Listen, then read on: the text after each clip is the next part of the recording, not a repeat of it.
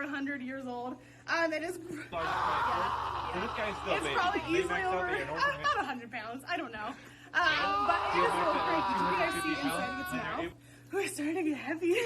See inside of its mouth, that little worm.